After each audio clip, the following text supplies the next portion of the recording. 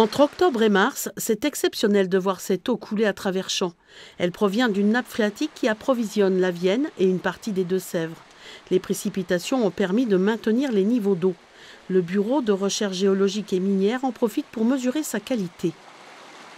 Cette année, on se trouve ici plutôt en hautes eaux qui sont effectivement comparables à ce que nous avions en 2007.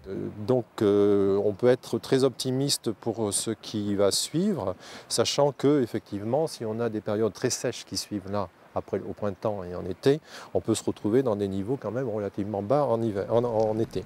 Ces pluies bénéfiques pour les ressources en eau devraient réjouir les irrigants. Bien au contraire, plus il pleut, plus l'exaspération grandit. À l'origine du mécontentement, Delphine Batho. Le ministre de l'Environnement a gelé les études et les projets de construction de réserves de substitution. Au total, une centaine d'entre elles ne verront peut-être jamais le jour. Ça fait 15 ans qu'on réfléchit avec les services de l'administration, qu'on réfléchit avec les autres usagers de l'eau aussi sur le sujet.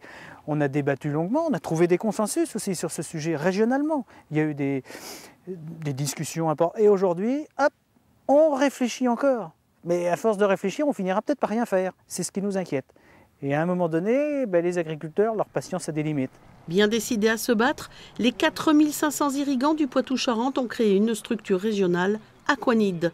Du côté des élus verts, on approuve le moratoire du ministre de l'Environnement. Ce qui compte, c'est qu'il faut toujours anticiper les situations.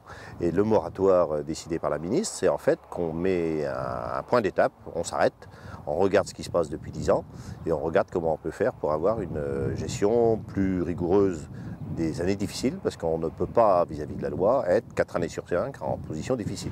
Même si les nappes phréatiques de notre région sont remplies, une mission parlementaire a été chargée de mener une étude sur le terrain et de rédiger un rapport national.